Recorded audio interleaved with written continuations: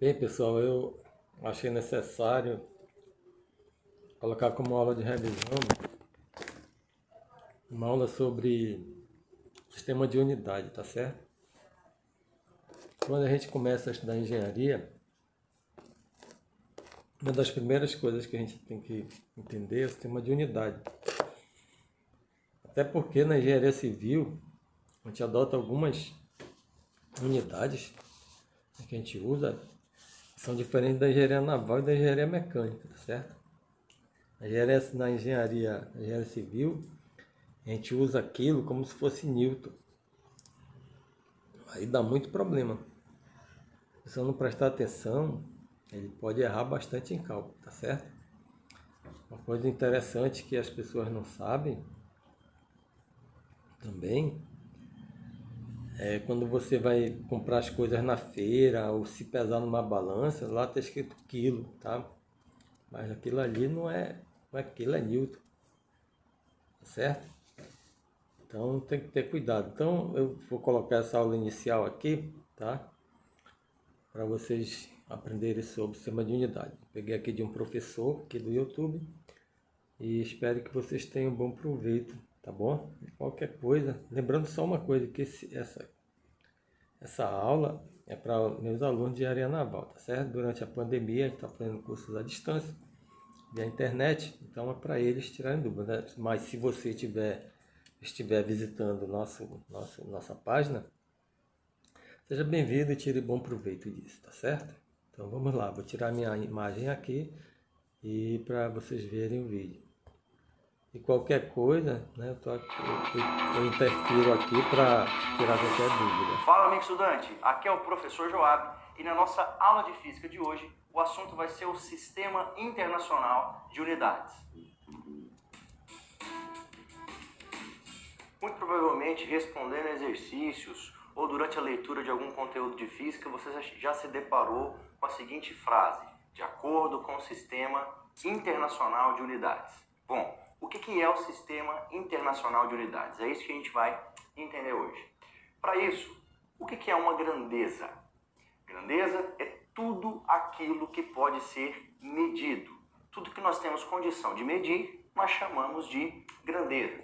Então, por exemplo, tempo, temperatura, massa, velocidade, aceleração, força, energia, todas essas coisas são grandezas. E essas grandezas, elas são classificadas em dois grupos, elas são separadas em dois grupos. Então aqui nós temos 6 exemplos de grandezas e dentro desses 6 exemplos os dois grupos de grandezas. As grandezas podem ser classificadas como grandezas do tipo escalar ou ainda grandezas do tipo vetorial. Então tempo, temperatura e massa são grandezas escalares, velocidade, aceleração e força são grandezas classificadas como vetoriais. Agora, qual é a diferença de uma grandeza escalar para uma grandeza vetorial? A grandeza escalar, ela tem apenas uma informação. Ela precisa de uma única informação para ser completamente caracterizada. Ela precisa só de um número seguido de uma unidade de medida. Já as grandezas vetoriais precisam de 3 informações. Além do valor numérico, elas precisam de direção e sentido. Então, por exemplo, o tempo. Se nós dissermos que um certo móvel gastou 5 minutos para se deslocar do ponto A ao ponto B, o tempo é 5 minutos. Não precisa de nenhuma outra informação. A informação foi completamente passada. O tempo gasto, 5 minutos.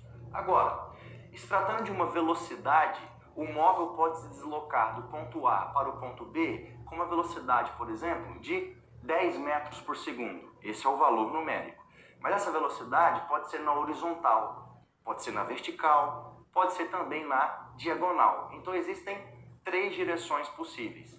Se movimentando na horizontal, por exemplo, esse objeto pode estar para a direita, é um sentido possível. Ele pode também estar para a esquerda, outro sentido possível. Então a grandeza vetorial, ela precisa de 3 informações. Além do valor numérico, ela precisa da informação da direção, que pode ser horizontal, vertical ou diagonal, e também da informação do sentido, que é para a direita, para a esquerda, para cima, para baixo.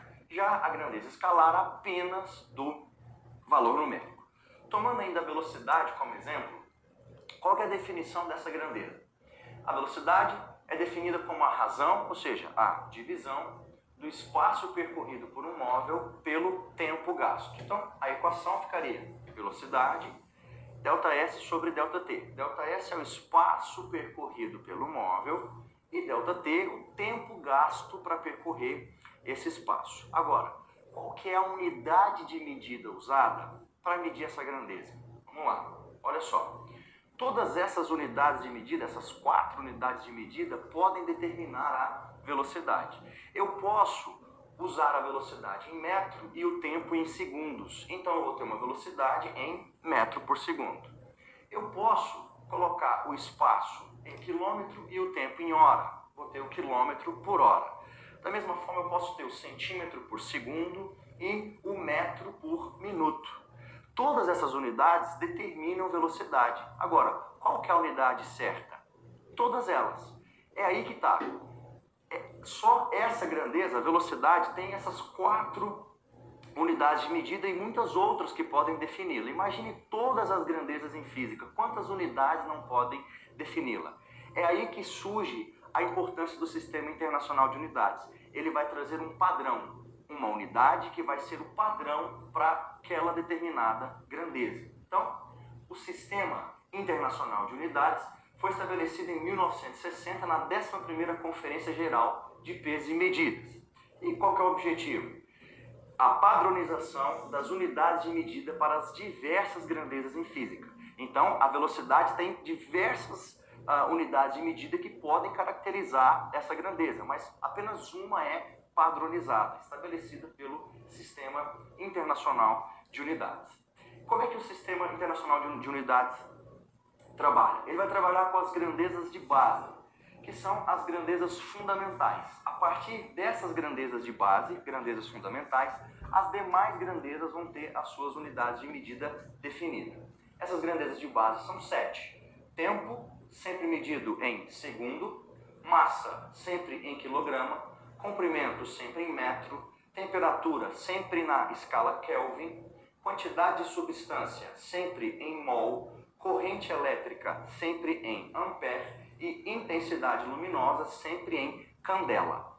Essas são as 7 grandezas de base. A partir dessas 7, as demais são definidas, que são chamadas de grandezas derivadas. As grandezas definidas a partir das grandezas de base. Por exemplo, nós temos a força, que é medida na unidade Newton. A unidade Newton, em homenagem a Isaac Newton, vem das unidades de base. Se nós formos olhar o que é o Newton é o quilograma, que é a unidade de massa, vezes o metro, que é a unidade de comprimento, sobre o segundo ao quadrado. Segundo é a unidade de tempo. Então, repare que o Newton é uma unidade, a unidade Newton deriva das unidades das grandezas fundamentais. A velocidade, metro por segundo. A aceleração, que é definida em metro por segundo ao quadrado. E o volume, que é definido em metro cúbico. Esses são 4 exemplos de grandezas derivadas, que são, na verdade, várias grandezas que são derivadas. Existe ainda um outro grupo de grandezas, que são as chamadas grandezas adimensionais, aquelas que não admitem unidade de medida. São grandezas que não apresentam nenhuma unidade de medida. E na física existem alguns casos dessas grandezas. Um dos exemplos é o índice de refração, uma grandeza característica da óptica. A gente estuda lá na óptica, ao estudar o fenômeno da refração, a gente vê lá, se depara com essa grandeza, o índice de refração.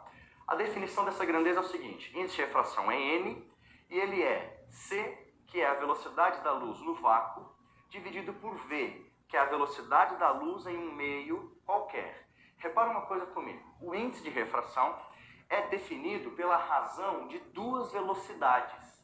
Então, aqui em cima a resposta vai estar em metro por segundo, e aqui embaixo o valor também vai estar em metro por segundo, por exemplo.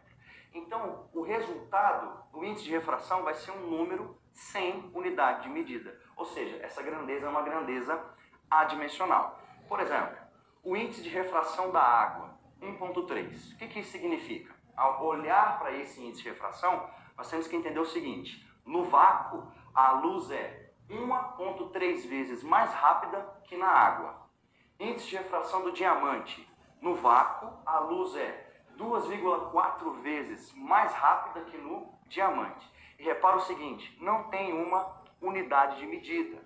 Por quê? Porque essa grandeza é fruto da razão de duas velocidades. Então ela não vai apresentar uma unidade de medida e é definida como uma grandeza adimensional.